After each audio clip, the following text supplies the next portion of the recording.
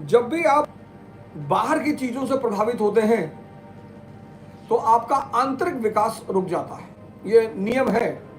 whenever you come under the impact of outside things, your internal development immediately stops.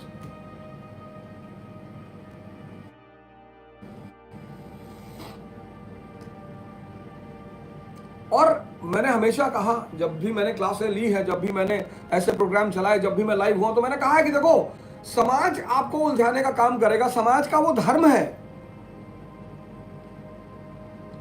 The sole objective of the society is to distract you.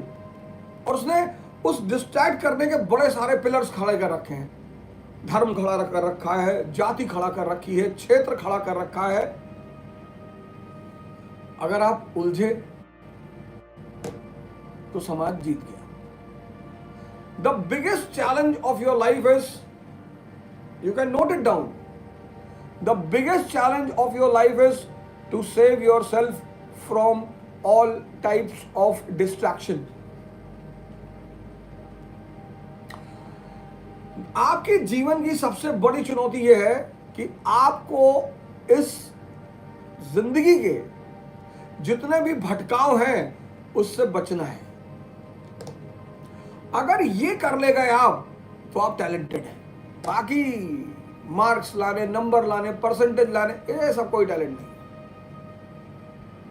अच्छा गाना गाना, अच्छा acting करना, अच्छा cricketer होना, ये सब कोई टैलेंट नहीं। टैलेंट दुनिया में सिर्फ एक ही है, विचार से। अगर विचार से भाव नहीं पैदा हो रहा है तो वो विचार नपुंसक है।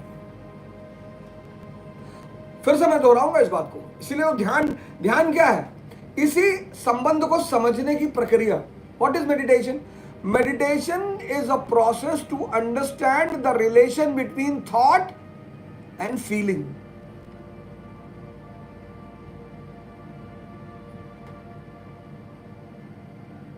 देखना, हिंदुस्तान में एक बड़ा प्यारा शब्द है, दर्शन। देखो किसको? कि विचार पैदा हुआ और विचार के साथ भाव पैदा हुआ। वो जो भाव जुड़ गया विचार से ना, उसने विचार को ताकतवर बना दिया। बिना भाव के कोई भी विचार की कोई हैसियत नहीं है। जैसे 31 दिसंबर को हमने कसम उठाई कि अब कल से सिगरेट नहीं पीनी, लेकिन भाव नहीं पैदा हुआ। भाव पैदा ही नहीं हुआ, बस भाव ताव में खा गए। एक विचार ताव से पैदा होता है, ताव, excitement. One thought comes because of excitement, one thought comes because of feeling. वो जो विचार ताव से पैदा होता है, क्योंकि ताव बहुत देर तक रहता नहीं, तो वो विचार भी बहुत देर तक नहीं रहता। कहते ना, अरे भैया ताव में है, बोल रहे, ताव खत्म, भाव को विचार खत्म।